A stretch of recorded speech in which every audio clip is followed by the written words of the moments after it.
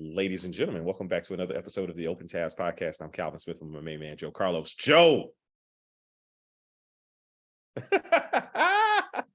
Hartman. That was a Phil Hartman. One of his intros on Saturday Night Live, he was like this. Hey man, how are you? I'm well. I'm abundantly blessed. How are you, sir? We're we're rocking and rolling, man. It's Wednesday night, and what can I tell you? Back when Dennis Miller was, maybe with us, but never more, quote the Raven. No, I'm good, man. I'm good. Excellent. A lot going on in the world, man. Yes.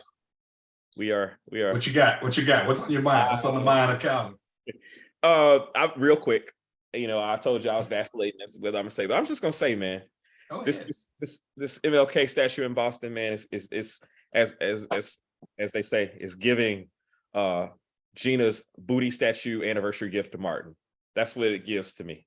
It's not what's up, but kudos to Boston for doing something, for recognizing something and doing something. A man that spent a considerable amount of his life there. That's actually much of his formative life. Actually, a very important period of his formative life was spent in the Bean. Yeah.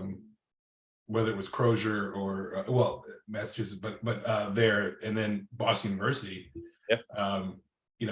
MLK at Boston is a big deal. I'm saying? The Boston years are very, very important for a variety of reasons. For a variety of reasons.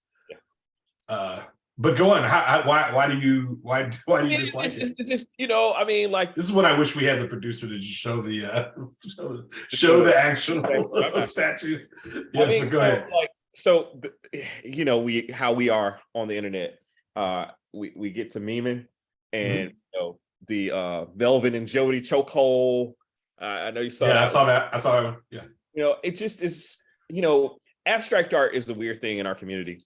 Is it abstract? I guess it's abstract because they're not the principal players aren't in it, but their body parts are. The body parts. They are identifiable. They are. Absolutely. There are buttons on the sleeves. There are identifiable hands. Yeah. The wedding rings, the wristwatch. Yeah, it's just like like the Novian winners memes. We respond to art. We Novian winners. Let me tell you something. That is a reference that I think there's only 4 of us out here in the world who would know it by his name. So when you say Novian winners that are not artists, I'm pretty sure this year's Benny recipient for Arts and Entertainment, Sanford Biggers, 92. I'm sure he knows who Novian Winners is. He's class of 92. The Novian Winners episode, if I'm not mistaken, was during his senior year at Morehouse. I believe it was in season 5. So, outstanding. I do have a question about that episode, and it is this. Why was Colonel Taylor there, just standing there in a suit in the middle of it all? Like, why was he? What was he, the faculty liaison? He's a patron of the arts, I thought. Okay, he did it, and he had a lot of East African art in his home. He had a lot of like Warcraft art in his home as well. But he was just there. I'm sure there's a dean of students who could be there, or someone in the Hillman Arts program who could be there. But a math professor and head of the ROTC and the faculty representative to the Board of Trustees, who was Brad Taylor, he was the person there. So it was just like the way that they would just insert someone for no apparent reason was just so interesting to me. And he's not in his uniform. And so that's the thing. Like that's the part that just kind of, I was just like, what are you doing? Yeah. That and I have to say this, anytime you talk different world, how stupid do they think we were to bring the same guy back 5-6 times? Oh yeah. In all those different roles. It is actually probably, it's not a joke because they did it seriously. So it wasn't a running joke like the guy who walked through like this. Not him or this guy in Chappelle Show. That guy in Chappelle Show. It's not a running joke. Yeah. So I just wanted to say that, and then I'm gonna get off my. I'm gonna hang up and let y'all talk. Right? I am let y'all talk. Thank you. First time listener, I love the show. I just want to ask. No, so yeah, I just wondered about that. But yeah, Novi and Winters, that was brilliant. So what don't you like about it? I mean, it's two arms. To me, I thought it was feces because of the way it was. I just think I didn't know what I was looking at when I started seeing social media. It's like, what is this? If you have to spend more than 15 minutes explaining to your child who is around somewhere between 8 and 12 as to what it is and why it's too much. Okay. Just make it plain. What is the pill in Chicago? What is the giant pill in Chicago? What is that? I mean, at least it's a mirror. Nobody knows, but at least, I mean, like, that's modern art. It looks like a Paloma Picasso Tiffany's piece, like right. from the Paloma Picasso Tiffany's collection. I'm picking up what you Elsa Peretti, Tiffany's collection. You're right. We just sensitive about ours. You know what I mean? I have no. Let me tell you something. It's like Prince Harry and Meghan Markle. I don't care. I have no dog in the fight. I could care less. They're not like I could care less. I'm just really curious as to your opinion on it. And it was a little confusing at first, and all this is a decision of remember when the King statue was first unveiled? Yeah, people didn't like the way his features were, or anything like that. I went there like, hey, this is amazing. I don't know what they're talking about. Yeah, this is cool. So shout out to Howard University for beating a Division II basketball team on a national holiday named after a Morehouse man. Catch up. Yeah, I love it. Just want to say that. That's all that needs to be said. That's all that needs to be said about that. Catch up. Yeah, man. Good luck. Hey, our last show was excellent. Rave reviews all over the place. I agree. We had a great show. Very proud of that show. I inadvertently left out a song you mentioned, Love Will Conquer All. That's my bad. It's going to be on there. I believe it. I just went to it after. And we said on the show that, our list was our list. This is what we said is what we said. Yes, you can. You have the agency, have the power to come out with your own list, to come out with your own podcast, come out with your own social media post where you too can mention, this is my Yacht Rock list. Right. But I will either like it or not like it or ignore it. I threw a bone to my boy Now, and went ahead and added Christopher Cross, and purposely didn't add. Which one? By the way. Okay, thank you.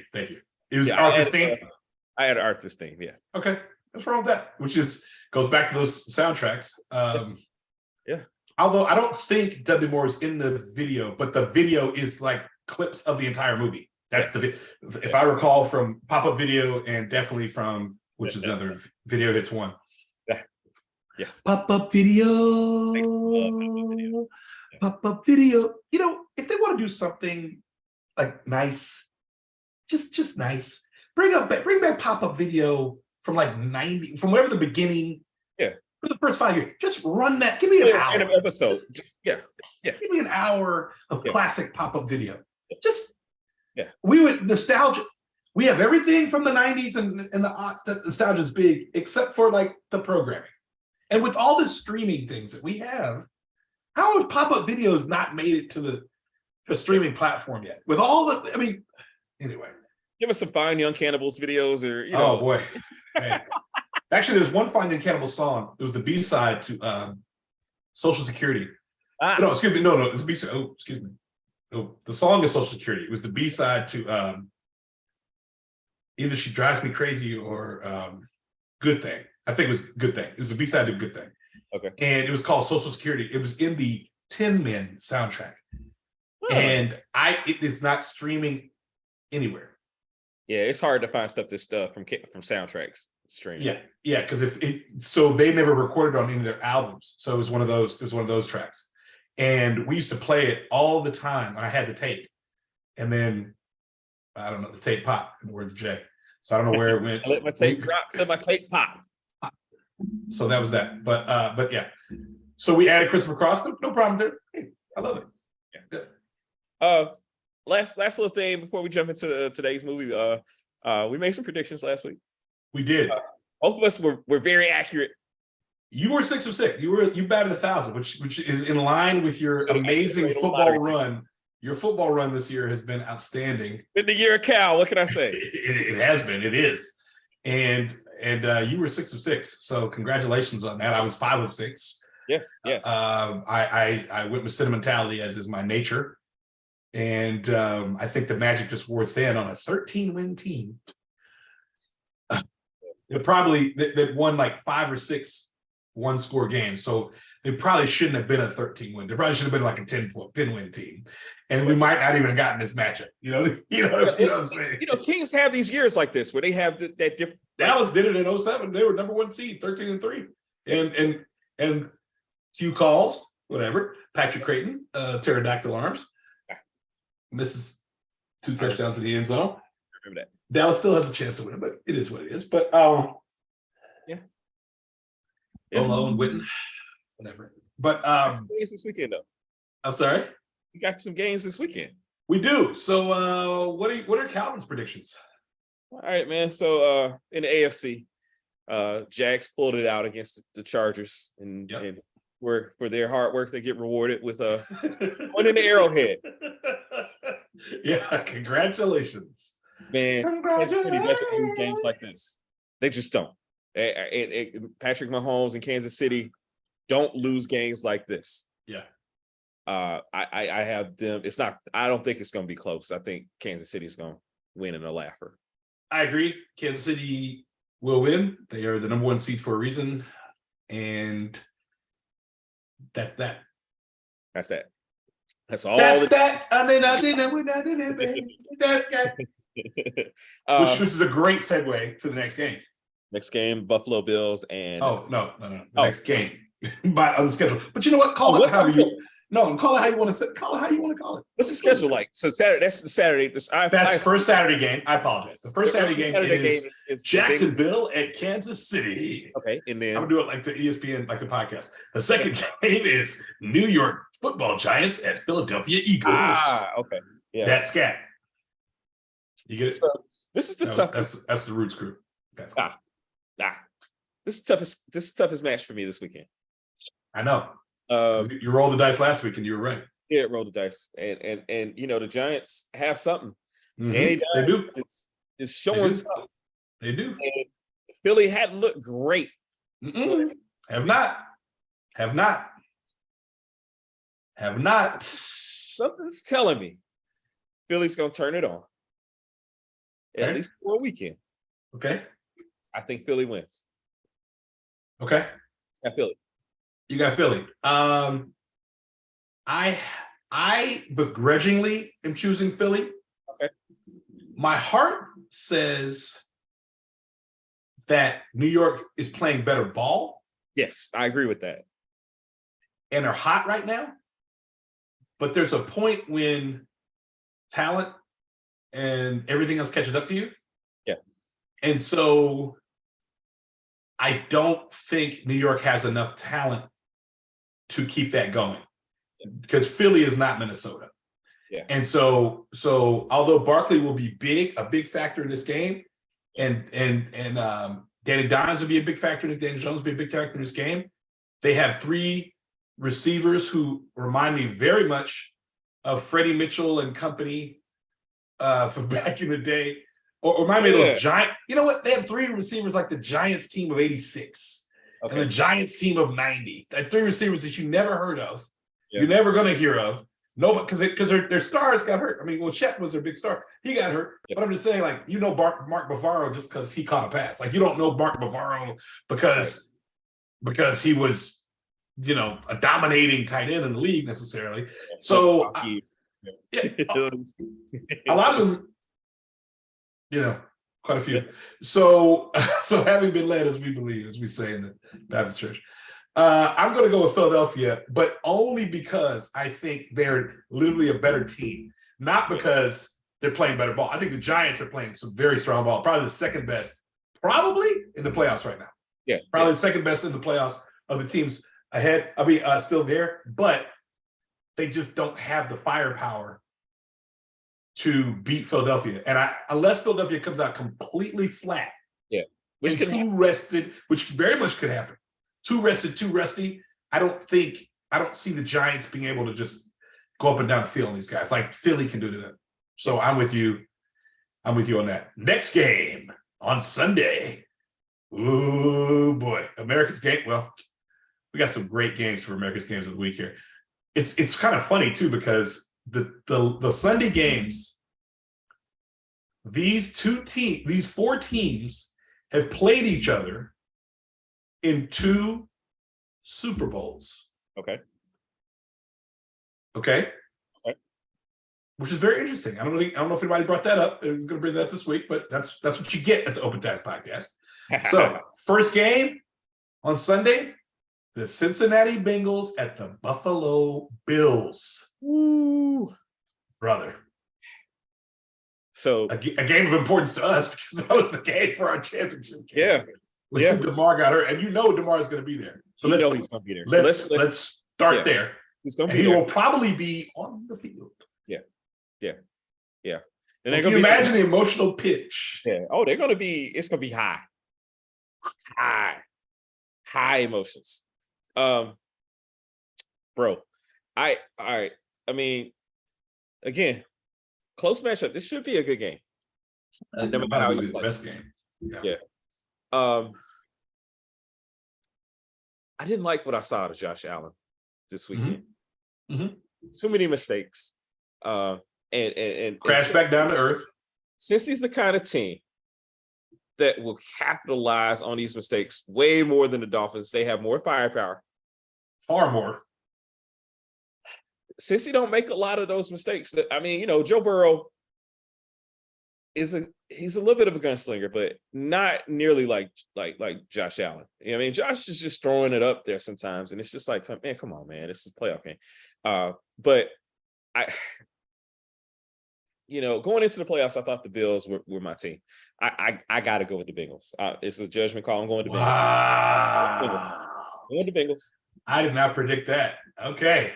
Calvin Smith goes with the Bengals. I'm taking the Bengals. In a close one? In a close one? In the far enough one? Yeah, I think it's a close one. I think it's going. I think that it may be one of those games that, like, by the fourth quarter is decided, or they're pulling away. Yeah. But I think it's going to be. I think it's going to be close for most of the game. Okay. I'm going with the Bills, and the reason I'm going with the Bills because there will be a circle the wagons moment. Sean McDermott is their coach for this very reason, for like a game like this. Okay. Bunker mentality, us against the world. Okay. Everybody has already admitted they didn't do anything to them. They're just one in a gazillion chance of that happening. Mm-hmm. But they didn't get to finish business. And I think that unfinished business thing against this team in this highly anticipated game for regular season. I think if we'd had a full game, I might have a different opinion on this game right now. Sure. But we didn't get a full game. Sure. So Josh did look sloppy. He did. They don't run the ball at all in Buffalo, like talking about, which is why they went and got Cole Beasley back. Yeah. So that they could do that little dink and dunk West Coast offense stuff they've been doing, which they do that very well. I think Josh settles down somehow, and they pull this one out by like 3 or 6 or 5. I don't think it's more than a 6-point win. I really don't. Sure. And, I think either way. Yeah, I agree. Yeah, but I think they pull it out. But I think this is a slug fest to the end, to the death. I mean, let me not say the death. I apologize. To the end. And the final game of divisional weekend. The Dallas Cowboys at the San Francisco 49ers. Woo, shades of the early 90s. And man, all that's missing is Candlestick. Got rest Candlestick. The Giant or the Cowboys got a big monkey off their back. 2 big monkeys off their back, really, beating Brady and get that elusive road win last week. Brady after Atlanta did. But keep going, please. Brady's Desmond Ritter and that 1-2 punch of Desmond Ritter and Dak Prescott, too much for Brady. at the risk of being called a moron, because like apparently it's moronic to say that the Falcons beat Brady, but Brady started that game. They did beat him. It's like a pitcher. Yeah, exactly. What's the difference? Exactly. It's like a starting pitcher. You played half the game. Yeah. What are we discussing here? I don't know what we're discussing here. Nothing. So look, man. I like what Frisco's doing, man. Yeah. I like, Kyle Shanahan's got something going. Yeah. Brock Purdy is not afraid of the spotlight. Nope. 300 yards, 3 touchdowns. Mm-hmm. Like, he did not shrink in the spotlight at all against a pretty decent Seattle. I mean, like, mm-hmm. It's not the LOB, Legion of Boom, but yeah. Yeah. But, I mean, they were a division rival. Mm-hmm. A lot of other teams really struggled with their division rivals last week, right? Yeah. But, I mean, it was closer than it probably needed to be going into halftime, but, like, they pulled away in a way that was very impressive. Dallas is one day chicken, next day feathers. Mm-hmm. And, Dak looks like Staubach one week, and then the next week he looks like Gary Hogaboom. You know what I mean? Thanks for not dissing Danny White. I appreciate it. I would never diss Danny. Danny White came into Atlanta and put in work. Thank you for not dissing Danny White. I will always respect Danny White. Always dissing Danny White. Yes. Appreciate that. But yeah, so I got the 49ers. I got the Niners? Okay. All right. And that's a strong pick. What I was saying earlier, by the way, is that the Cowboys played Buffalo twice and in the Super Bowl. Yeah. And beat them a grand total of 82-37. And that was UGS. In 2 years. It was 82-37 in 2 years. And then the Bengals and the Niners played in 2 Super Bowls, kind of bookends on the proverbial decade. Yes. Wherein they beat them. Yes. How you say they beat them in in Super Bowl, I believe 16 was their first one, I believe, or 15 or 16, and they beat them in 82, 2 weeks after the catch. And then they beat them in a great game in 89, the John Candy game, and they beat them in a great game in 89. John Taylor. Yeah, exactly. Go John Taylor. So how do you not catch him on the slant? But it is what it is. So in the Ickey Woods Bowl. But so those two things played against each other. So here's my prediction. Okay. The Niners do look amazing, and defense is strong. Everything's hitting on all cylinders. There's an added old rivalry thing. I don't think these players care about that, or it's part of it at all. I think what they do care about on both sides is the fact that the Niners beat Dallas last year. I don't think they're concerned with Dallas going 2-1 in the playoffs against the Niners in the 90s. I think they're more concerned with what happened, in January 2022. So, and a lot of the team is the same, other than in that position that you just mentioned, the quarterback position. Yeah. I think Purdy is human this week. Okay. And I think he gets punched in the mouth this week. Okay. Dan Quinn defense. I think he gets punched in the mouth this week. Okay. I think they're going to figure some things out, and I think he gets punched in the mouth this week. Okay. I think Dallas somehow pulls this off, but it's going to take a flawless game. Okay. To do it, but I'm still going to go with Dallas. It'll take a flawless game, but they had the only X factor is special teams in this, because there's 3 parts of the game according to Bill Parcells: offense, defense, and special teams. But I'm still going to go with Dallas. I'm sure Maher is kicking right now. Okay. In some facility, or in his home, or in the hyperbaric chamber, or just trying to figure it all out. So I'm still going with Dallas on that, and by less than 3, by 3 or less. Okay. But I think it's going to be, I don't want to say low score. I think it's going to be They both. Someone's in the teens, someone's in the 20s. Okay. I really do. Who's the last team? Huh? Who's the last team to beat the 49ers, by the way? Atlanta? Atlanta Football Falcons, baby. Yeah, Atlanta Football. I was at that game, and as was my daughter. And yes, baby Sage was there. And so it was interesting that was a different team. Oh, yeah. Than the team that's now on 11-game win streak. but they played hard. They came out tough, but and they had a loyal following. The Niner fans, they've had recent success. So I can't be. And they were in the Super Bowl 2 years ago. Yeah. Or 3 years ago. Was it 3 years ago? People forget that. Yeah, Joey G took him to the bowl. So I'm not. I have no.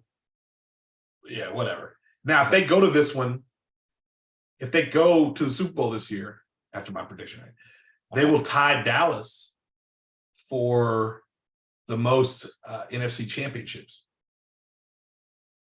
I take that back. Their last loss actually was to the Chiefs. I figured they lost to somebody else. I was going to say that was really early in the season. Then they went on the team, but yeah, the Falcons contributed to that. So, but yeah, they yeah, okay, wonderful. Got these the picks are locked. Look out for the graphic, baby. Yeah, the graphic is already made. The graphic is set. We won't drop that till Friday. But yes. So there's no equivocation. And even with that, there'll be opinions. Yeah. But make your own graphic. Yeah. Make your own post. Yeah. No, climb every mountain. Make your comment. That's fine. Yeah, but make a comment.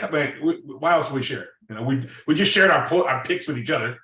So why else would we share it with the world? Because we want you to engage. Absolutely. Yeah, we want you to engage. As we roll into the 10 o'clock hour, we are it's 11 o'clock there. Yeah. It's time zones, man. Time zones. We are talking about a movie. We put a teaser out, let people know we were talking about an 80s movie with an ensemble cast. Great director. Yep. Great producer. Great writer. Yep. Oh yeah, great writer too. I mean, we're in the year 1986, baby. God bless. The Giants had just beaten the Denver Broncos in Super Bowl 21. I think this is a summer movie, right? Let me pull up the actual. Yeah, Chicago was Super Bowl champs at the time of this. I thought it was made in 85. Let's see. Oh, you're right, Joe. You're always right. 85. No, I'm not. I've just been studying because I know who I'm doing the show with. If we had a producer, this another producer would edit that out. But the producer said it was actually 1985. 1985. June 7th, 1985. So the Bears were the Super Bowl champs that year. That's right. Super Bowl. They were not. The 49ers were Super Bowl champions at that point. Okay. My math is bad. And then in the 85 season, the Bears. Okay. We are the Bears, Sheffield and crew. Yeah, that's right. The 15-1. 15-1. 15-1. Doing it for you. Dan Marino. They did. That was when I loved them. I kind of hated them until then. When they lost that game down there in Miami. That's when I was like, these guys are all right. Yeah. Monday Night Football. My dad let me stay up watch that whole game. Oh man. That's when they had the little thing, the baby fridge. It was like a big kid in Chicago. He is the baby fridge. He's a real bad kid. Don't mess with him. Where's the baby fridge? So many jingles in the 80s, man. I don't know. I gotta look that up, but it was on Monday Night Football. Yeah. All right. June 7th, 1985. Okay, yes. This movie was released. Wide release to the public. Wide. Went on to make $125 million in the box office. We have the Steven Spielberg produced, Christopher Columbus written, Richard Donner directed. That's all you need in life. The Goonies. Goonies never say die. The skull. Hey, look. As soon as you see that, you know it's on. Yeah. That's when you know it's on. That's when you know it's on. Hey, so Joe, tell me about your journey into the Goonies world. Like, what was it like for you as a child? Like with most things that I wanted to see. Mama hates. Mama was a dad could care less. Mama hates all. Yeah, mom was, yeah, she called the Dallas Times Herald and would talk. My mother would call the Dallas Times Herald, now defunct, rest in peace. Former sports writer Skip Bayless is a writer for the Dallas Times Herald. Anyway, she would call the Dallas Times Herald and would call the film critics, and they would pick up the phone and she would talk to them about movies. And was this a movie that she could take her, 10-year-old and her 7-year-old to go see, and things of that nature. The first one of its type was the Indiana Jones and Temple of Doom. I was so hurt that I was not allowed to go see that film. Yeah. I later, of course, watched it on HBO in the summer in Mississippi. But this was another type of movie, like Purple Rain. This was another type of movie, which, Mouth is wearing a Purple Rain t-shirt, of course. Yes. This was another type of movie that I wanted to see badly, but I was not allowed to see. My friends saw it. Everyone saw it. Everyone was talking about it. I was not allowed to see it. And, that was life. Yeah. I wasn't allowed to see it. But I did later see it at my friend Nathan Jones' house. Okay. And by that time, though, everybody had seen it. Nathan Johnson's house, sorry. By that time, everybody had seen it. And so it was just like, okay, man. So I'm sitting there, I'm like the only one watching. Everybody wants to play Atari or Coleco. He had both. Everyone wanted to play Atari or Coleco, and I'm on the TV trying to watch it on the, the tape. And, nobody wanted to watch it, man. So I had to sit there, and while they played, I don't know what they were playing, Space Invaders or something. Yeah, something. They're playing Space Invaders or Pac-Man or something. Yeah. Or what was it? Hubert was the one you jumped. Hubert, I used to love Hubert. And then when everybody went to sleep, I stayed up. Yes, you did. And I watched it. And so I was able to see it within a year. Okay. A reasonable amount of time, but it was I missed out on all the jokes. I'd read the magazines, the little teen magazines. Yeah. Tiger Beat and things like that. So you get some background, or even Mad or Mad Magazine or whatever. You get some background, or even a movie magazine, just to get a little bit of it. But I had to go back and watch it on tape a year later at a sleepover. Yeah. And so that was me. What about you? So this is one of my very first memories of going to the movies without my parents. Actually saw this with and I was 6 at the time, so this is amazing. But one of my very good memories. Went to see this with my neighbor, and who at the time was one of my best friends, Michael Jones. Mm-hmm. Old Michael Jones. He lived about 4 houses down from me. We went to the Ben Hill 2. There was a theater that is now a church of some sort. I think it was a mosque for a little bit, and now has turned into a Believer's Bible. Where is that? Where is it? It's on Campbellton Road, on the way to right before you hit those gas stations right before 166. Oh, I know where that is. Is it a shopping district? It was a shopping. And the Pizza Hut is now a hair braiding shop. Of course, why not?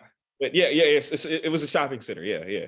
I know where that is. JC lived around the corner from there. Oh yeah. Yes, he did.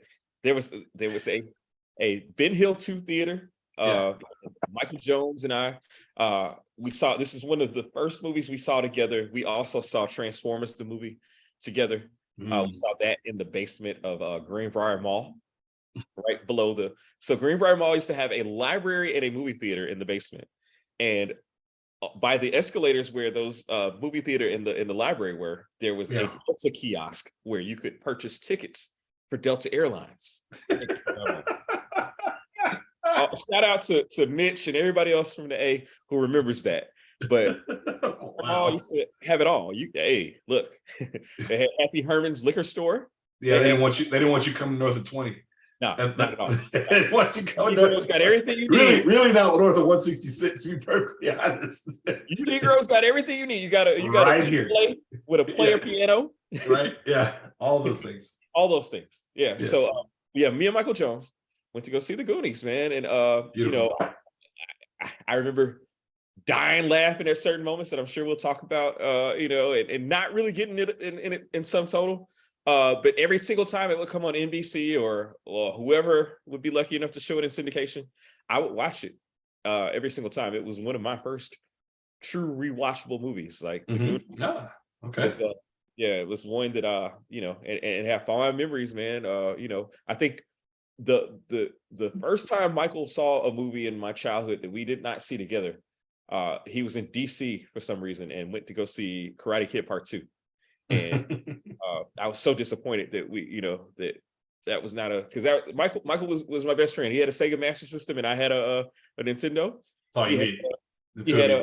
I had a Atari 2600. He had actually an Intellivision.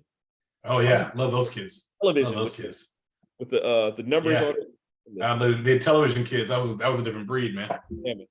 I am the man who going on to do great things.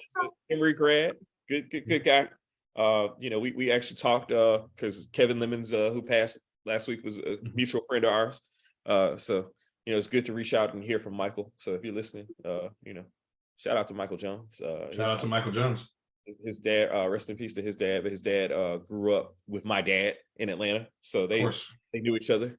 And always happy to have your kids grow up together. And between our two houses was the Candy Lady. So between our two houses was the Candy Lady on Loch Lomond Trail. Growing up in Atlanta, Southwest Atlanta, the old days. I like when Loch Lomond enters the chat.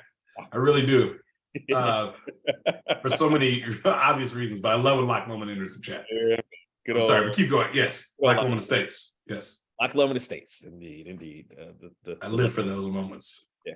But yeah, man. So seen the Goonies a million times. It gets it's great every single time. And so with that being said, Joe, what little things about the Goonies stand out to you? What are your little things about the movie? Really a great 80s nostalgia. Astoria doesn't look like a town I ever want to be in. It's just, it's a one-day movie. One-day movie. It is. But it's so wet and gloomy looking, which I watched a making of documentary as well, and which is on Amazon. And it's so interesting. One-day movie, I just presume Oregon, I presume it's always raining, which that wasn't necessarily the case. But they had to, spray the streets with water and things of that nature. I mean, they shot in this real town. Yeah. And they shot in these real locations when they could have just used a soundstage and done it differently. I mean, I think they used a stage for the attic, but everything else was shot in Walsh's home, or they made the come on now. When they were looking for the treasure, obviously they're inside that stuff, but they were really in that restaurant, all that other stuff. So I really love the 80s authenticity and the nostalgia of the 80s. They were, in addition to that, so little things for me, other than the 80s authenticity, were and part of the 80s authenticity is the references, obviously, that they bring up over and over again. I think this was, for any group of kids at that age, and I was the same age, I was probably their age or a little younger. Yeah. I wasn't 16 like Brand. So I was about their age, 10, 11. Probably Mouse age. Yeah, and because Mouth is a little older than Sean Astin, essentially, but I was around their age. But still, you look at your group of friends, like, are we? What about us is like them? And I think that it was great. I think one of the little things about it was that it showed that this group of guys, they weren't necessarily misfits, but they were very eclectic in this town. And obviously we see it in other films. We see it in other television shows. We see it in any number of other things, right? Right. So I won't get into all that there, but this I think a little thing for me is how this set a bar for the ensemble cast buddy pick. Not a kids movie, but starring kids. Right. And so I think one thinks, oh, it's a kids movie. Well, yeah, it's written by Christopher Columbus, so sure. But just like Home Alone isn't a kids movie, It just stars a kid, Right, a right. very, very talented kid who can carry the film. Very precocious. Yeah, very precocious, very talented, can carry the film. It works. But Yeah. I'm just saying, it's got kids in it, but it is not necessarily a kids movie or a kiddie movie. Yeah. So really, those are the little things for me. But because I was their age at that exact same time, the references were spot on. The language was about like we talked, and all that. So what were the little things for you? For me, two things really. Both of them are kind of related to the Walsh family, but first the brothers, the relationship between the brothers, Brand and Mikey. I thought that was very true to life. I don't have a brother, but every brother relationship that I saw was very much in keeping with how they behaved together. Brand and there's just that dynamic between Mikey and Brand. There was a scene that they deleted from the movie, but I watched the deleted scenes last night where they were in a quickie mart of sorts, and Troy, the villain, one of the villains of the movie, was picking on Mikey, and it was about to hit him like with his closed fist. And Brand steps in and like, nah, nobody hits my brother but me, like kind of deal. And like, the moment they had, the kind of when they had that moment of sadness and then embrace, when they realized, that this might be kind of the end for things, and and then they on the porch, exactly, and then they tie him up and run away from him, and just the whole dynamic. Not that long after. Right. No. So that was one thing, and then the other thing was their mom. The similarities between her and Mikey were just kind of like, one of those things that you don't notice until subsequent viewings, but like how Mikey would say something, a malaprop, essentially, like say something. And he was like, no, that's what I said, And if you notice, the mom does that quite often in all of her scenes as well. The great Mary Ellen Trainor, Bob Zemeckis' wife. Yeah. But she's also a Schuler alum from Tales from the Crypt, Scrooged, and the Lethal Weapons. She's a big Richard Donner, like she's the psychiatrist for. I said Schuler. I meant Donner. I apologize. Schuler's his wife. I'm so sorry. Yeah, sorry about that. But so that relationship, and then there's some other like I agree on like the dynamics just in general with the friend group, like just a really, I thought it was spot on. It's Chris Columbus, man. He gets kids. He understands, like, even though to your point, it's not a kids movie, but he gets the relationship the kids have and the conversations that they have. Everything was really authentic. All those little moments were great to me. I didn't know she was dead. I didn't know she died. A lot, man. A ton of people have died from this film, man. It's kind of eerie. Yeah, I didn't know that Mary Ellen. I really didn't know that she was gone, and she was married to Zemeckis through 2000. Okay, interesting. I had no idea. Yeah. All right, okay. Yeah. So that's a good segue into the unsung hero section of our show. In these ensemble movies, it's kind of hard to have an unsung hero, because they all kind of play a role and have a bit or whatever. But like, who were the characters for you that you clung to or stood out? Well, I think it's too easy to what I'm saying. Some of these are a little easy, right? So to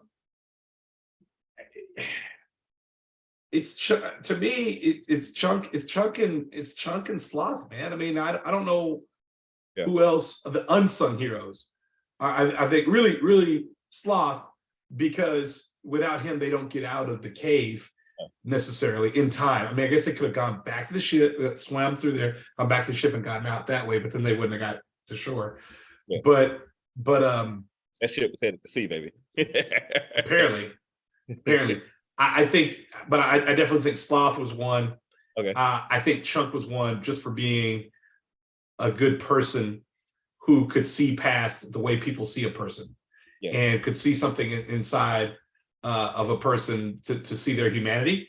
And so in that respect, and I'm not trying to get too deep on Chuck's character, but I in that respect, I think Chunk was also the great character actress Lupe Ontiveros. Yeah, I think, and I might have mispronounced her name, and I'm so sorry, Lupe, if I did. But it was camp, and I don't know, it's racist. Actually, let me just say it. It was racist and camp and cliche and all that. But in the end, she was the one who noticed where the jewels were, right? Yeah. That would save them. I'm gonna circle back to that later. But she knows where the jewels were that were saved. So to me, those are the two. Oh, excuse me. Also the ladies in the film as well. Yeah. Andy and Steph, Carrie Green. Well, I don't remember. I know she was in some things, but Martha Plimpton. I mean, come on, man. Martha Plimpton's had a career, bro. So Martha Plimpton and Carrie Green as Andy and Steph. I thought they were also unsung heroes because they were outstanding throughout, and they all had their own. In a group like this with all these guys, they all held their own and were unafraid, and really it wouldn't have happened. They wouldn't have gotten through it without each other. Yeah. And definitely without their contribution. So to me, they're also unsung heroes. Absolutely. How about you? You know me, Joe. I root for the bad guys in the movies, like Jimmy Conway. Yes. He was the kind of guy to root for the bad guys in the movies. The great Anne Ramsey, man. Oh, hey, Mama Fratelli. She's a Donner. She's a Donner. She's a Donner pro. Too. Yeah, absolutely. Scrooge. I think Scrooge was her last movie, actually. I believe so. I think you're correct, Joe. Yeah. I think that in much the same way that Sloth and Chunk kind of tie a big part of the movie together, mm-hmm. Like she and her love of, however perverse her love of her boys is, and how ruthless and rough she was, and just she was a gangster, man. Like so much of it, it's not necessarily mafia, but so much of Italian gangster culture is driven by the guys, right? You know what I mean? Yeah. You really see the dominant, but the mom is always, as The Sopranos showed us, the mom's always a domineering figure. Mm-hmm. And in this case, she definitely was. Her bumbling boys, Francis. Boy, were they ever? They were definitely they didn't have their shit together, but she had her shit together. From we serve tongue and all this kind of like, she was frightening. But she had her moments with Sloth, obviously, and until he remembers that the bow did in fact break and he fell, and she dropped him just the one time. She definitely was a strong character. Mm-hmm. To me. I agree with you on the ladies, and I have a moment. Hopefully, we'll have a moment where we can talk about the great Carrie Green. Absolutely. A little bit later, but also Data. And his inventions, Data comes the closest to dying in the movie. Over again. Those spikes almost got him if it were not for the pinchers of power. They actually deleted a few of the inventions that he had. I think he had some kind of like I forget what they call them, binoculars of some sort, and mm-hmm. He had one other invention. But Data was incredible. Very, very much in the moment, a good comic relief. Yeah, I didn't think he was unsung, in my opinion. I thought he was sung because he saved them over and over again. Like I thought he was a respected and renowned hero. Okay, in the film, personally, in my opinion, this is my opinion. That's fair. I thought he was an obvious hero. Yeah, throughout. Yeah. Well, that's fair. Okay. So let's talk about some of the other characters then, because I want to, obviously Corey Feldman as Mouth. Mm-hmm. Just a great, Jesus Christ, man. So funny throughout. Mm-hmm. So dynamic. Yeah. you know, he has this, obviously, you know, we don't have to met out the history of Corey Feldman later on in life, but man, this is where it started. This is like one of his first roles, right? He was in like Yeah, the 13th or something like that, or yeah, he was in something else before that, but this was really, I mean, when you're anointed the way that he was in this film with these people. Mhm. I don't, I mean, I'm trying to look back now to see what his first film was, but when you're anointed, I don't know if Stand By Me was before this or after this. I think it was probably after this. After. Or yeah, because Yeah. yes, it was a year after, but I don't know which was made first. I mean, let's be honest. I can't. So okay, so yeah, 85. Yeah, so he was in Friday the 13th in 84. Okay. And then the Goonies 85, Stand By Me 86, The Lost Boys 87. Man, he was on a roll, brother. I mean, a roll, Doc. Yeah. That man was moving, dude. That's it. He was, I mean, ubiquitous. He was Lost Boys, rolling. I mean, whew, like, you know, and he done a lot of TV before that as well as a kid. Oh, he was in Gremlins. How could I forget? Yeah. He was in Gremlins. Yeah, he was in Gremlins. Which is what, that's 84, I believe. Yeah. So he had a nice little 84 with Friday the 13th. Mm-hmm. Actually, he was in 2 Friday the 13th. So he was in actually 85, he was in Friday the 13th, A New Beginning as well. And and then he's rolling, man. He was rolling. Then License to Drive, which is to me, so you know, I don't Stand By Me, he's big and Stand By Me, but to personally, me personally? No, me personally, myself, is Angie Tucci. No, that was somebody else who said that in Jungle Fever. But me, myself, personally, I would never. That was Debbie Mazar. Debbie Mazar, yeah. Yes. But to me, he Dean in License to Drive. That was a movie I watched over and over and over again, particularly, well before I was driving, but they showed it to us at driver's ed. It was like one night, they're just like, no, we're just gonna watch this movie. But no, Feldman was great in this. Yeah. You could tell he was the more seasoned of the actors, probably even more than Josh Brolin. Yeah. At that point. Yeah. Who was just, someone's son. And so a lot of someone's sons in this movie, by the way. Like, I mean, Martha Plimpton is definitely one. Sean Astin, of course, he's Hollywood royalty in and of itself, as well. Yeah. And if there's others, please let me know. Other than those 3, but I like his parents were actors as well. Who? Troy, the Troy's the country club guy. Oh, okay. Well, there we go. He wasn't really in it much. I mean, I know they cut a lot of this stuff because they cut a lot of those scenes, but yeah, of course I know Troy's. But yeah, so I thought Mouth was great as the friend who pushes he's always the one, that friend who is always close to the edge, so that friend who you don't know if he's going to curse around your mama, that type of friend. Eddie Haskell, he played it, Eddie Haskell to a T. The rest of those kids, well, Chunk is Chunk. Like he can't help himself. Yeah. Mouth is doing it because that's just who Mouth is. Yeah. But no, actually, Mouth is trying to push an envelope. Chunk literally cannot help himself. He can't help himself. And we always have friends like that too, who just, oh, that's me, man. I'm sorry. I love how Mikey knew he was going to drop that the map. Yeah. Like he counted it down. Yeah. Like it's just, I mean, come on. We've been doing this for 10 years at this point. I know you. So yeah. That's how I felt about Feldman. Sure.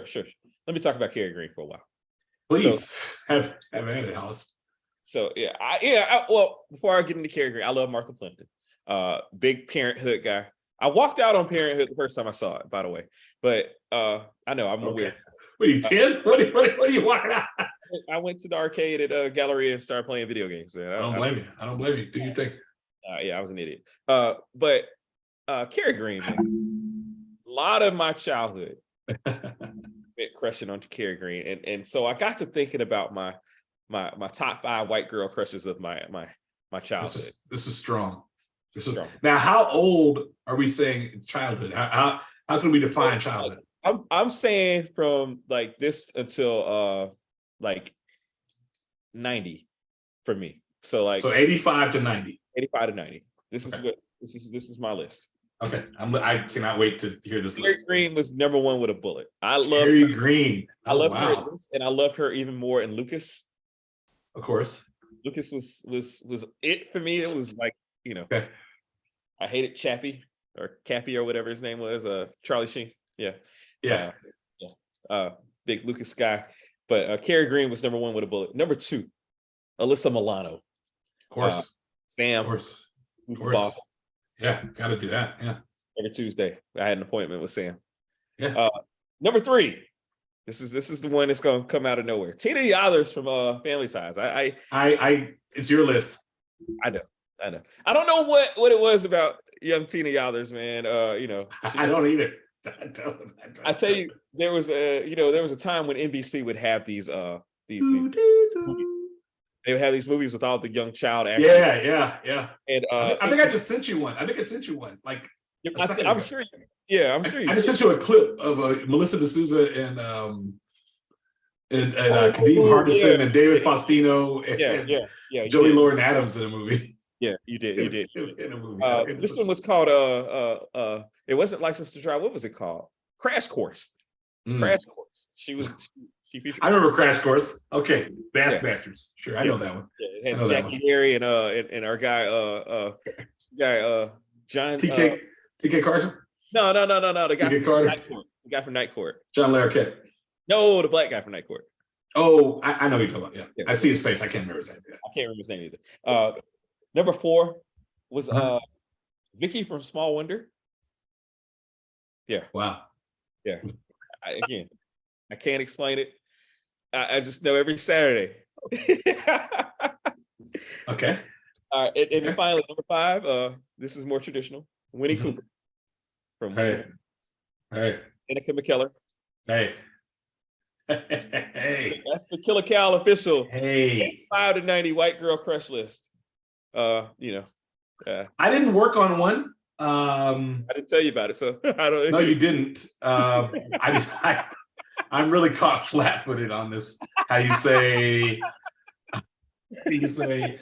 I thought you were gonna like go back through time, like literally. Who was it in 4th grade, 5th grade? But I don't really have a rebuttal. I'll work on a rebuttal. I mean, Elizabeth Shue. Okay, Elizabeth Shue is strong. As Allie. Karate Kid. As in the Karate Kid, and she's Allie. We only see her in the first one. Yeah. I never watched Cobra Kai, so I don't know if she comes back. I don't know what happens. Oh, she does. Okay, so Allie. I don't know how else to go. How you say? I can't stop doing that. It's part of me. In the background of all our shows. Just know that. And my mind, like it's constantly there. So all I got is Elizabeth Shue. I had to really do some analysis. 85 to 90. Boy, that is Demi Moore. Okay. In St. Elmo's Fire. Yeah. And About Last Night, yeah. Probably Elizabeth. No, not Elizabeth Montgomery. Let me not do that. But definitely she ended it in 90, by the way. So I wouldn't have to hash out like Kelly Kapowski and very smart. Very smart. That's a totally different genre. Or the great Topanga Lawrence. Yeah. Kelly Martin. Wow. And hey, if you're gonna go to Kelly Kapowski, she joined the kid. Jenny Garden, Kelly Kapowski joined that cast. 90, my sophomore year, my second year at Howard, Kelly Kapowski was a brother on Thursday nights. Yeah. At Howard Plaza Towers West. Oh yeah, you watching some. Yeah. That's all I got. Yeah, sorry, Elizabeth Shue and Demi Moore. I don't know. I'm at a loss after that. I didn't watch a lot of television. Okay. I did 85, 86, but that was like I was into like Lisa Bonet and yeah, of course. and yeah. Yeah. I'm a strong Vanessa guy. Like I was Yeah, you've mentioned your Tempest Bledsoe. There was a moment. There's like a Tempest Bledsoe moment. Yeah. Yeah. I get it, but it was never too much. Yeah. So, but then the big I just it's like what the why is she going to leave? I just didn't get. I was like, what are they doing? Yeah. What are they doing? Yeah.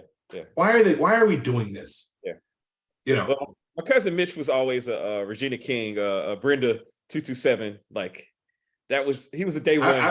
I was never down Regina King until Boys in the Hood, Poetic Justice. None of those actually. I think it wasn't until this Christmas. Wow. It was. I mean, I love her work. I'm just saying in that regard. Yeah. It was. I didn't even see her in that regard. Well, because we never seen her like that before until. I mean, I thought she was brilliant in those films. Sure. And Take Your Ass to the Stove with that was the throwaway line twice.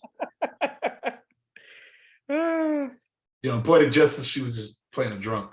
So yeah. So but I wish I had a retort for that. Thank you, Calvin. So thank you. That was my Harper Stewart. So thank you. Thank you, Jordan. Yeah. Is that smell? Yeah. Woo! Yeah. Harper Stewart. You caught up yet, by the way? Yeah. I've been living life. My wife and I just finished White Lotus season 2. So I had to finish that with Lakeitha yesterday. And we finished it last night. We pushed through and finished that last night. And I don't know if you watched White Lotus? No, not yet. Nina Shay just got on me about it too. You need to take you need to take those 17 hours and just go rock out with the 17 hours. Yeah, I will. 1 to 17. Don't stop. Just keep going. Yeah. Joe, what's your favorite scene in this movie?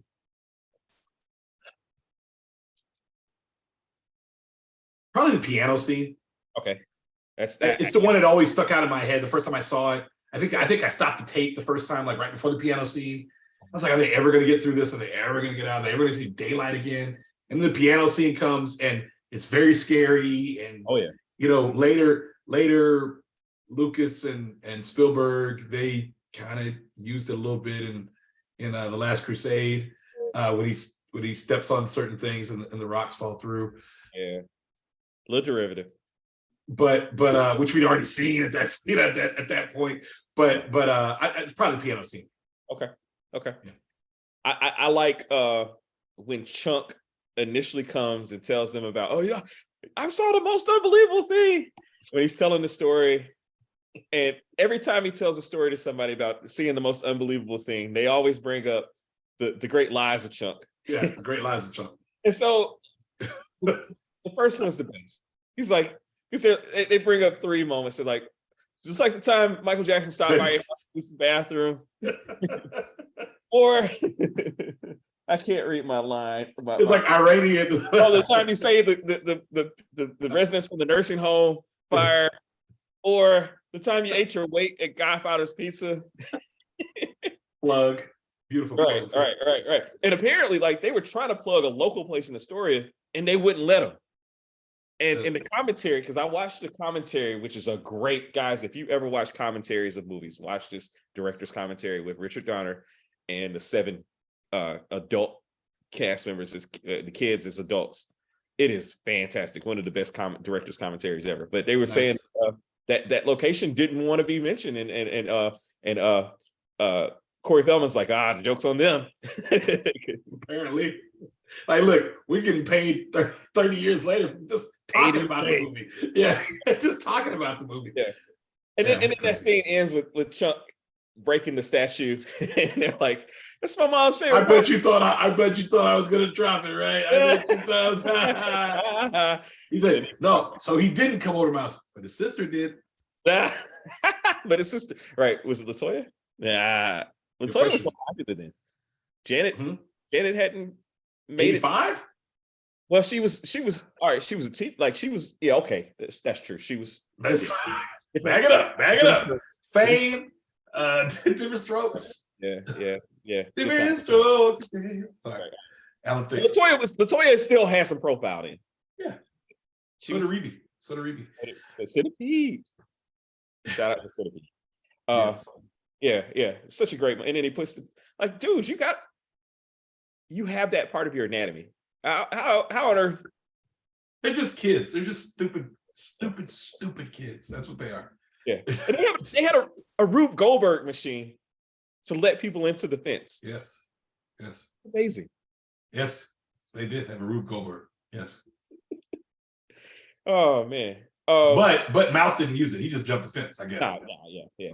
Mouth ain't got time for them games. No. Yeah. So the great Joey Pants. Yes. Ralphie Cifaretto. Yeah. Cosmo. And so many other things. Yes. Guido the Killer Pimp. Like so many things. Snake from Running Scared, one of my favorite films of all time. Oh yeah. The great Joey Pants and the great Robert Davi. Who was classically trained. I didn't know he was classically trained as an opera singer. So all those times. That's why he was singing.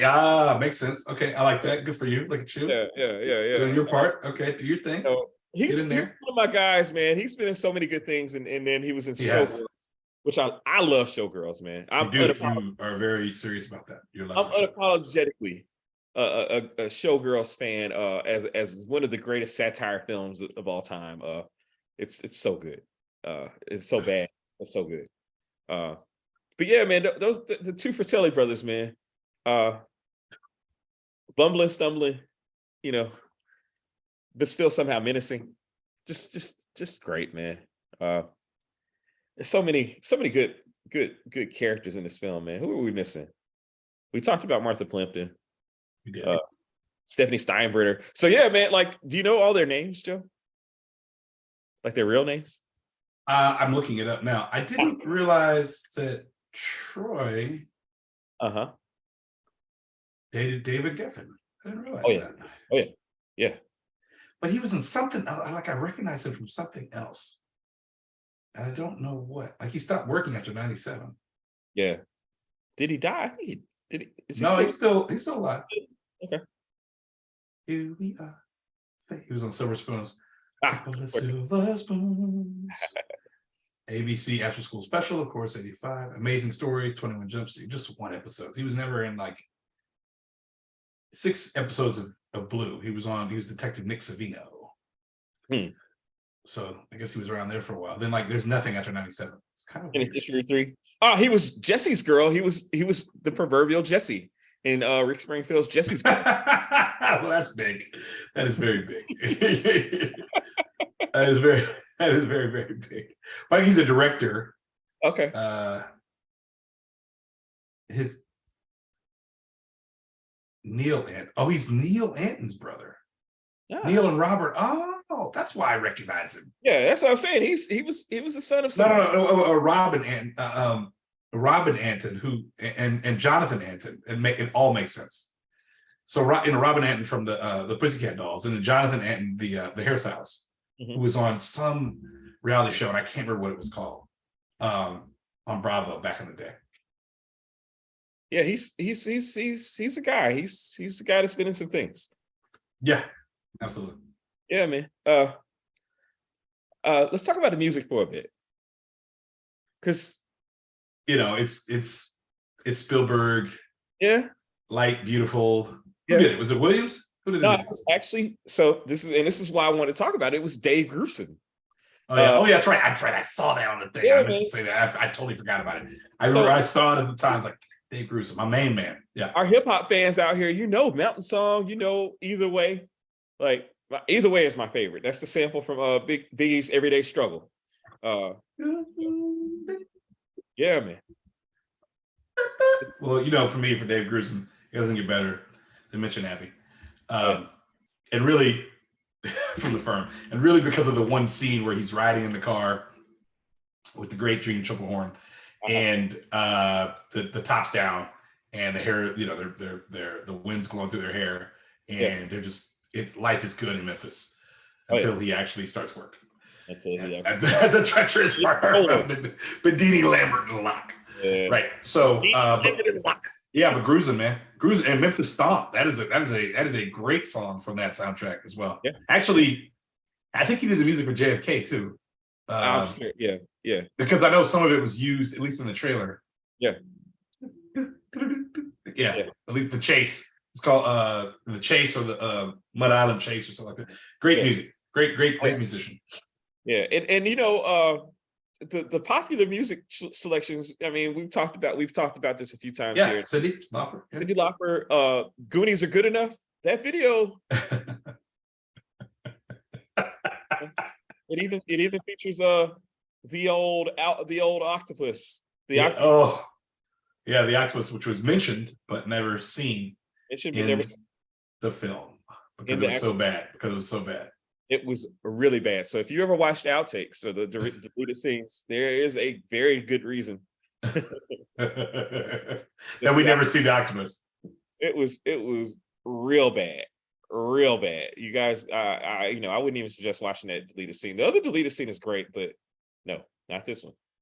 This is but there's a Luther Vandross song in the soundtrack. Okay. Yeah, it wasn't in the film. I don't think it was like in the background. Oh, okay. Yeah. Which one is it? It's She's So Good to Me. Okay. Yeah. And, okay. Sure. There's an REO Speedwagon song. Gotta have REO Speedwagon. There's Tina Marie. Why not? And then 8 Arms to Hold You, which was supposed to be around that octopus thing. You know, again. Money was obviously no object on this film. They were just doing what they wanted to do. They built a whole pirate ship. They did. It's a scale. Yeah. You know, it's Spielberg though, man. Yeah. So what are you gonna say? You gonna say no? They made the money back. Yeah. So, you know, over and over again. Yeah. That's true. They paid the kids nothing. Yeah. I don't think anybody was paid anything to make this movie. They paid scale. Yeah. I don't think anybody made any movie money from this movie. Yeah. There was no stars in the movie. Yeah. No stars. No stars. I mean, the biggest stars were Anne Ramsey and and Ke Kwan, which I guess is a good time to talk about him, man, because he's having a career renaissance, man. He is. On the 24th, we'll see how far this thing goes, because that's the day the Oscar nominations come out, and he just won the Golden Globe. Yeah. I didn't realize who he was. I left the room. I came back. I was like, huh? What? And I was like, oh, wait a minute, is that Data? Yeah. Oh my gosh. I hadn't seen him since Data. Yeah. So I saw Everything Everywhere All at Once at the Belcourt Theater here in Nashville. And the whole first half of the movie, I'm trying to figure out where I knew, because his voice was so familiar to me. Yeah. And I was like, man, and then it hit me, and I was like, oh, this is fantastic that he's doing this, and well deserved. His lawyer. Yeah. Chuck. Yeah, Jeff Cohen. Jeff Cohen, a major player in Hollywood, man. Yeah, he's making it work, man. Yeah, man. Making it happen. Yeah, he got tired of getting picked on for this movie and started playing football and lost the weight. Lost weight. Asked Richard Donner to give him some internships so he could get behind the scenes of the movie industry. And next thing you know, it's weird. I think like when you do a Donner film, Donner's real. I don't know, man. I'm a big fan of Richard Donner, and it seems like a family. Whenever he does a movie, it seems like family. And I take that from a few things. I know we're not talking about that right now, but whatever. So I take that from a few things. One, the end of Scrooged, when they're singing "Put a Little Love in Your Heart," I think he believes that, and I think that he believes that if you're good people and you do good things, you can change the world. Yeah. If you notice, there are little signs in the if you go back and watch Scrooge, and I think we mentioned it, the abolish apartheid sign in the control booth there in Scrooge. It's brought up in season 2, in Lethal Weapon 2. It is literally the antagonists there throughout. That's Donner.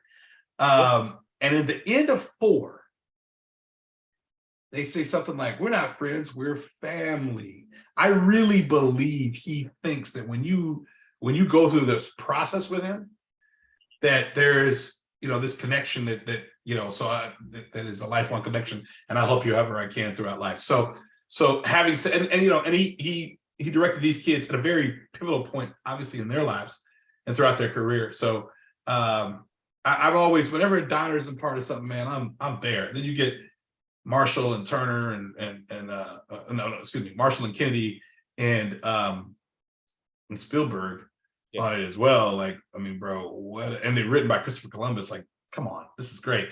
I have a couple of nitpicks, but I want to listen to whatever you were going to say as well before I get to my nitpicks. I just got one question for you before you get to the nitpicks, and this is I want your opinion on this.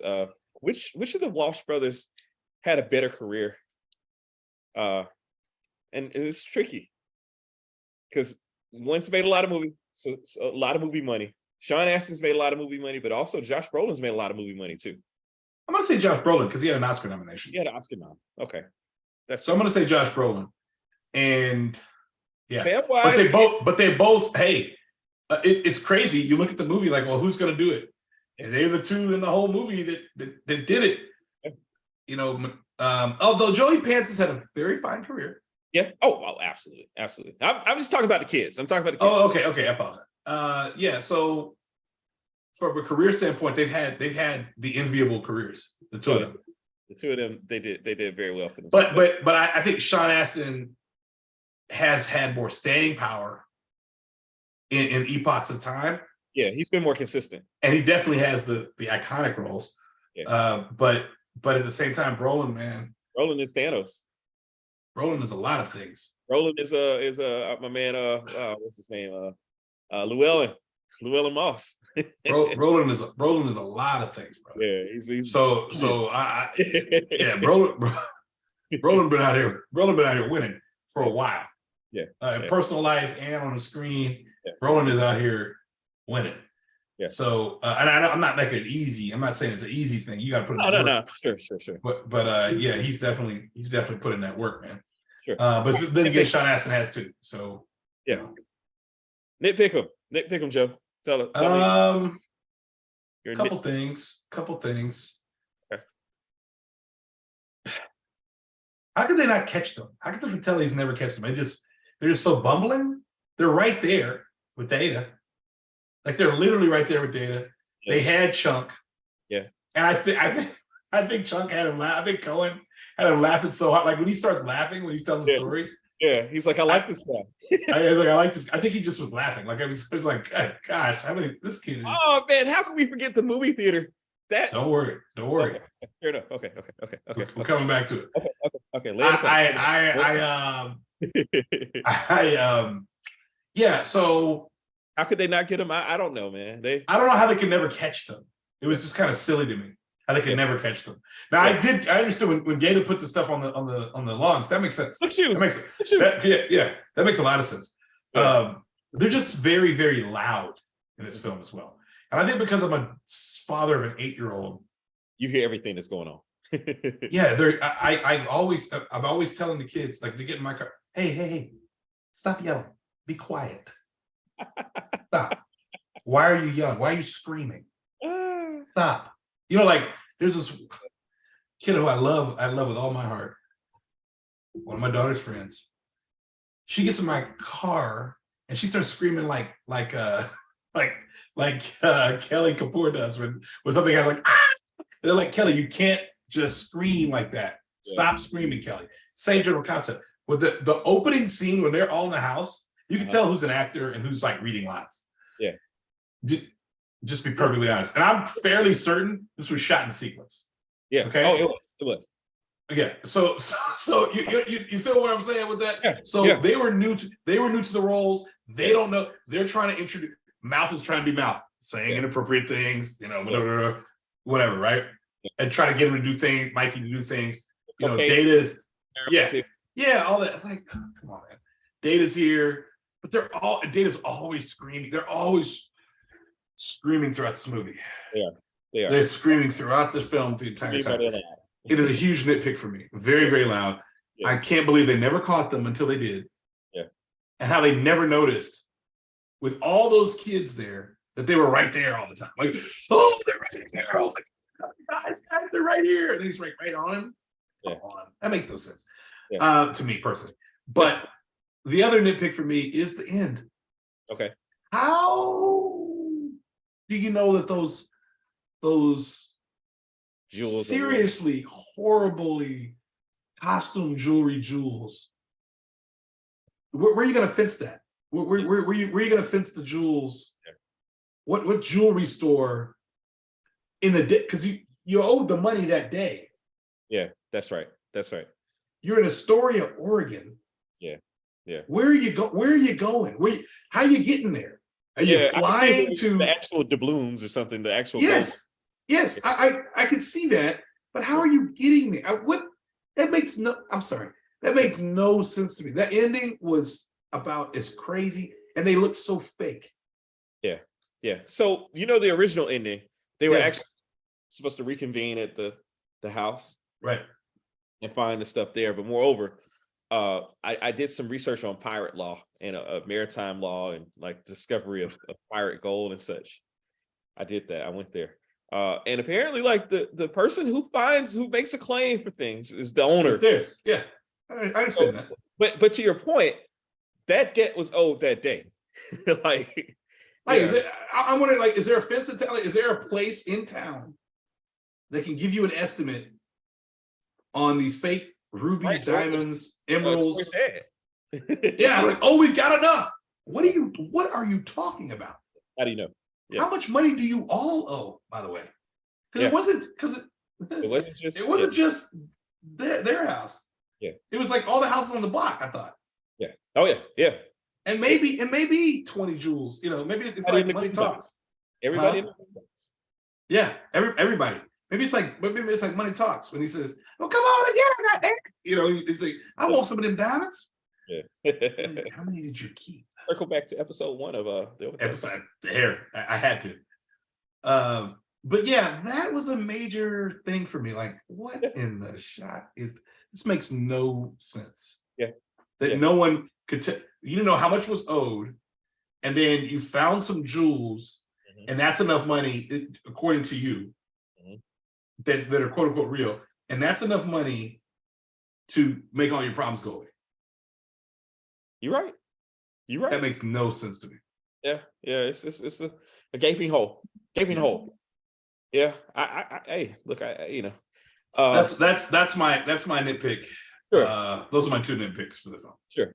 So I got more trivia. I'm ready. Trivia it up. The reunion scene on the beach. Yeah. Most of the parents were actually the real cast parents. Oh, that's cool. That's nice. And Carrie Green, because they had to be with them anyway when they shot. Yeah. Right. So Carrie Green's parents, the only one who didn't like even Mouth. I like how it comes back to Carrie Green. Keep going. Mouth's grandma's there, or Corey Feldman's grandma's there. The guy playing his dad was actually one of the DPs, one of the cameramen. Yeah. Why fly someone up? Sure. Pay them. Why are we doing? Come on, let's go. Chunk's parents were there. Patty Duke, I don't think made it, but no, Patty Duke was not there. And Josh Brolin's parents obviously couldn't make it. No. I was going to say this too. Mikey was a little precocious for me, but I understood why he had to be that precocious, because he always believed. Oh yeah. And if he wasn't that, hey guys, how's it going, guys? If he wasn't that person, they'd have stopped a long time ago. Yeah, with good reason. Yeah, to stop a long time ago. So I actually appreciate how driven he was, even though after a while it got a little annoying as a 48-year-old watching it, like, oh my gosh, bro, just shut up. But he knew everything. Yeah, and because he knew everything, they were able to keep going and keep going and keep going. I'm finding you, Willie. I'm right there. They could have done like 5 less lines of that. But it's it's done now. But it got a little annoying after a while, but I'm 48 and grumpy. So you're a dad, man. You're tired. I am. It's like, look, hey, are we okay? Go to bed. Yeah. Every night. Yeah. Since you were born, we're going to sleep. All right. Did you find the names of the characters? The real names? Of the characters? Yeah, like the real names of the Goonies, like the what their mouth real name was and all that kind of thing. In the film? Yeah. No, Because I they did only not. say mouse name one time. Yeah, they just call him mouth. No, I didn't see the real name, the names of the actual His characters. real name in the movie was Clark Devereaux. Okay. Uh, Andy is Andrea Carmichael. Okay. All right. Brandon Walsh, Yeah. Michael Walsh. Chunk is his last name is Cohen in the movie, but I don't think he's Jeff Cohen. I don't think they're that on the nose with it. That would be Stephanie Steinbrenner. And who am I missing? Oh, Data is Richard Wong. Data's Richard. I think his dad called him Richard. Yeah. I think his dad did call him Richard in the film. Yeah. And finally, Bran steals Data's little sister's bike. Yeah, I noticed that. They're right next door. I'll get it back to you. Sure you will. Oh man, that was dangerous what Troy did there in that scene, man. That was a problem. Yeah. And when he fell, that was also a problem. Yeah. That was a big problem. Yeah. Yeah. I don't have anything else, man. Fantastic. I don't either, man. I think we did it to death, man. Like I don't want to like rank it or place it. I mean, it's a sweet film. Yeah. It had superstar producers, superstar behind the camera, behind the scenes people. Yeah. It was obviously an important project for Spielberg. Yeah. Who DP was second unit director on some of the things, and he was there. Yeah, he actually directed the scenes. Yeah. Who did? Yeah, it's like, what? No, like what? You're supposed to sit there and collect this check, brother. But without him, I don't think they can go to that scale or that size necessarily. I don't know if the studio, if Warner Brothers gets behind it like that. So sure. So it's a big deal that he was obviously part of it. John Matuzak. Oh yeah, we forgot the twos, and then we'll go to the movie scene. The scene in the movie theater. Twos, rest in peace. Yeah, man. Rest in peace, rest in peace, rest in peace. Sloth's real name was Lotney Fratelli. John Matuzak played Sloth. I did my work for this one. You did 6 hours of makeup every day. Remote control eye. Yeah, 6 hours of makeup every day. Remote control eye. It's a lot, man. Yeah. And he had great physical energy, obviously, in the film. Yeah. And as I told you, the unsung hero, in my opinion, obviously in the film, was definitely Sloth, and Matuzak's sweet little role there. Yeah. He unfortunately died 4 years later. Battled addiction. That's demons. Yeah. As a lot of people in the 80s did. Yes. But former football player and world champion, two-time world champion. Los Angeles. The Oakland Raiders, 76 and 80. Oakland, thank you. Yeah, not the 83 team. I think he was somewhere else by the 83 team. I think he'd worn out his welcome. Yeah. Or he was done. I think he left in 82. I think he retired in 82. Yeah. And so yeah. I mean, played for both the Houston Oilers and the Houston Wranglers, Houston Texans, whatever the WFL team was.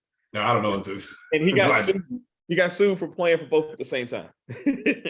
Gotta make your money, man. So as if they weren't going to notice somebody named Matuzak who's 6'7". But I love Matuzak. My favorite role of Matuzak, other than this, is in North Dallas 40. Oh yeah, where he plays. Still haven't seen it. Himself, essentially. I know a big defensive end and himself, and essentially, but he has a great line. It says, every time you call it a business, I call it a game, and every time I call it a game, you call it a business.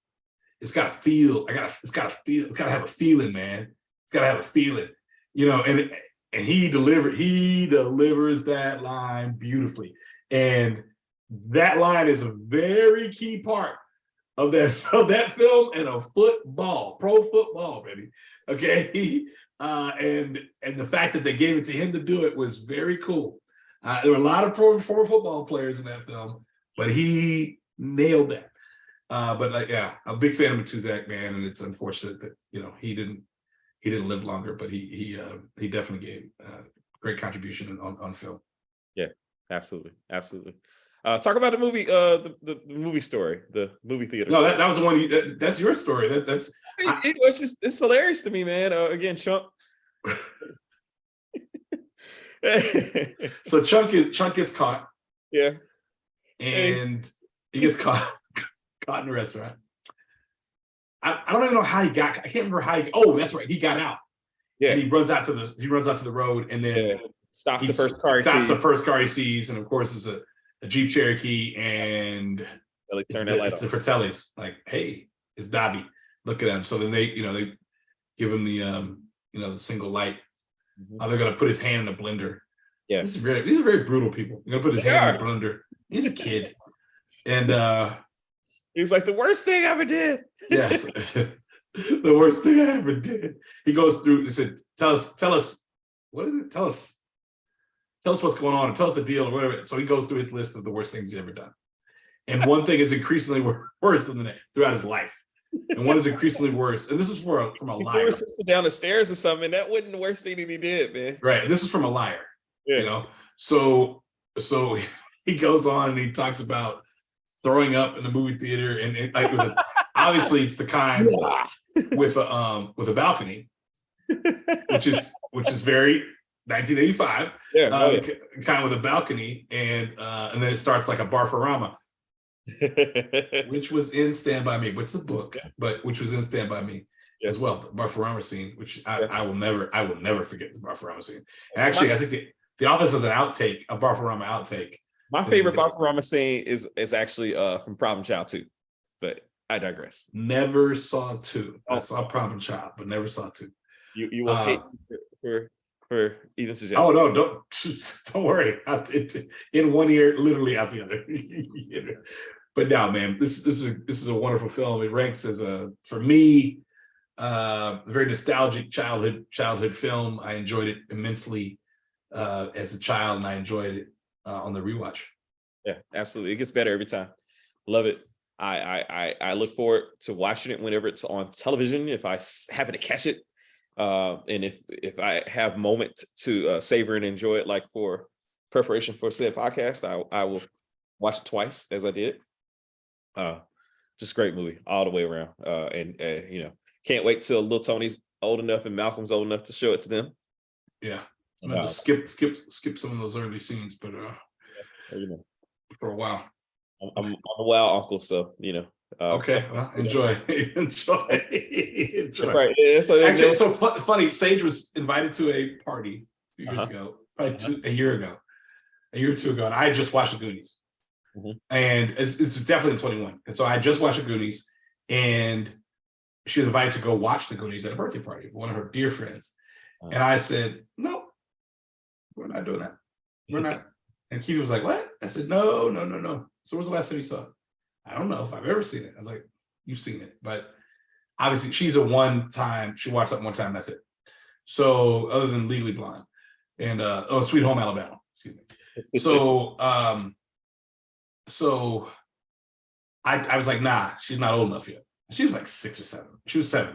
And a young 7. I was like, nah, she's not old enough yet for this film. And she's not gonna sit through it. So she's gonna be somebody else's problem, as the other kids, as these older kids who are like 9 and 10, as they're watching it. So no. And then Lakeela shared my feelings with the parent, and they're like, what, Joe's tripping, da, da, da. And then she's like, you know what? And then they watch it. She's like, I see what Joe was talking about. Okay. My apologies. Like, yes, this is my kid. I don't want my kid, if I can help it. I was not gonna go as strongly as my parents did, but shoot, she was. But you saw the 6. Like, congratulate, more power to you. But if I know what's in it, no. I'm sure Patricia Seamouse had no idea. But they hadn't seen it, so I've seen the film, and I just watched it, so that's a totally different thing. So anyway, but yes, indeed. Well, Goonies, man. Goonies never say die. Goonies never say die, man. Boondocks, Astoria, Oregon. So we talked the last time about a couple things. I don't know You want to do it? You ready? Sure. We don't do horror often. Ever. But we're gonna go into the horror genre. We have done the works of Roman Polanski at least once. We've done Chinatown. Bob Towns and Bobby Evans. Yeah. Chinatown. But next episode we're gonna do Rosemary's Baby. Yeah. It's a good movie. Good movie. If you've never seen Rosemary's Baby, check it out. It's time to go watch it if you haven't Learn seen about Satanic roots. Mm.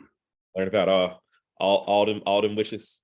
All kind of things. All kind of things. All kind of things. All kind of things. Yes.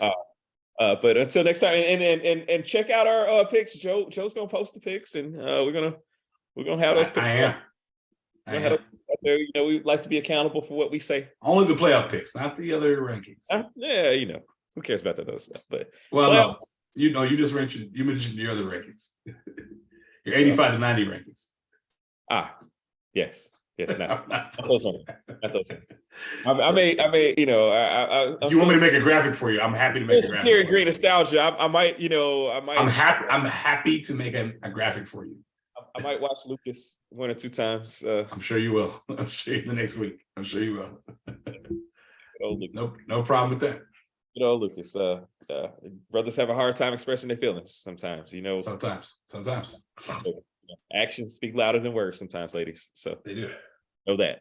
At any rate, y'all better know that. All right. So until the next time, we've been the Open Task Podcast. You can find us on Apple Podcasts. You can find us on Spotify. You can find us on Anchor FM. You can find us on YouTube. You can find us wherever you want to find us and look for us. You know, you're friends with us on social media. Like and subscribe. Do all those things. And we really appreciate you guys listening and enjoying the Open Task Podcast. And until next time, we out of here. Peace. 2 fingers.